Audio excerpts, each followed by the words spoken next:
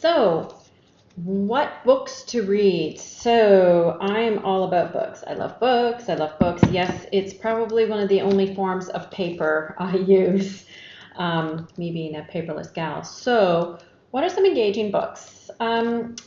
These are two little neat books by Tom Connellan that I have read recently, and they're pretty, quick to go through. If you just want something to kind of inspire your productivity, this might be the books for you. So one is Change Your World in 71 Days, and this one that I tend to like the best is The 1% Solution. The premise of both of these books is to gradually improve your, how would you say, performance, regardless of what that is. If it's your business performance, your athletic performance, your family, how you're in tune with your family unit, regardless of whatever it is that you want to improve on in life, there is a theory called the 1% solution. And for my bookkeeping friends, my accounting friends, you're probably thinking it's this mathematical equation and you can do a giant spreadsheet about it. No.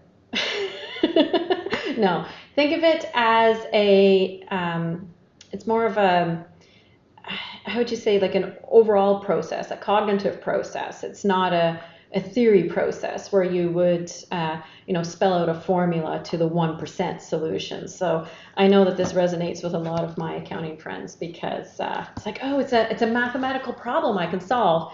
No, this isn't a mathematical problem you can solve. This is you that you get to solve. But the way of looking at improvement is you improve by 1% every day. So I'm big on goal setting. I use the Best Self Journal. It is literally right here. My husband got me the, right here, isn't that cool? Got me the leather bound version for Christmas, which I think is really cool. Again, probably one of the only rare paper things I use.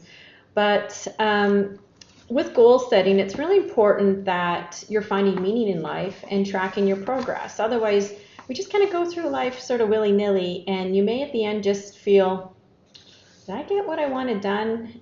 You might, if you're feeling that lack of completeness or achievement, it may be because you haven't defined your goals. So that's what I would suggest for you, is finding things that are important. Now, the next thing people do when they look at goals is they go, okay, great, I'm going to pay off my debt, $50,000, let's say. I'm going to exercise 5 days a week. I am going to get 5 new clients. These big, huge goals that you usually see around the new year in January as New Year's resolutions, but how many of you actually keep them? Yeah, exactly. So instead of making these great big goals and just feeling disappointed that you didn't get them, that's where these books come in handy, because you achieve those goals by increasing your performance 1% each day. So by doing one thing better each day, making something 1% better each day is like compound interest. So for my accounting friends, now you're listening, right? Think of compound interest, interest upon interest, interest upon interest in principle, right? You're continuously improving. So by breaking your goal down and creating efficiencies in your day by 1%, that is how you're able to achieve them and ultimately feel better about yourself. So here's my favorite little quote from this book, and it relates to both of them. Both of them are about the 1% solution, and they're written in a storyline, like not like a narrative or a thesis or anything like that. It's a story that you're reading, an interaction between two individuals. So it's kind of neat. So here we go. So the 1% solution isn't about suddenly achieving perfection. Yeah, because how many of you are going to sit there and tell me, yeah, I'm perfect? Okay, so we know that that's not achievable, right? So because perfection is unachievable. The 1% solution is about trying every day to be a little bit better than yesterday. So let's take fitness, for example. I'm big on fitness because I'm an adult figure skater. Do I skate every single day of the week? No, I'm not an Olympic athlete, so I do not do that. But every day I take some time to tend to my body with, if it will be like flexibility, some sort of exercise, or if it is on ice training. So it could be meditation, could be yoga, could be just stretching in general, or it could be just hitting the ice, or maybe it's my elliptical that's actually in my office. Yes, I actually have an exercise machine in that corner. So 1% each day. So am I trying to train for like 3 hours each day?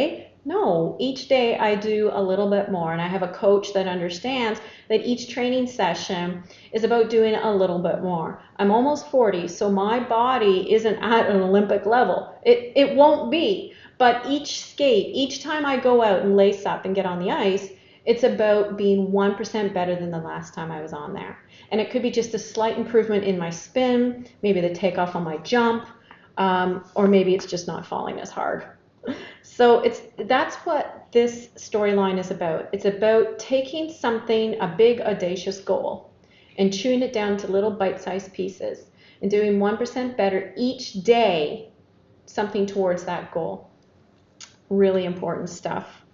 So another thing is, don't try to be better in all parts of your life at once. First, just be 1% better in one area and get that cemented in. That's a quote I really like. So just focus on a couple of things. You don't need to revolutionize your entire life.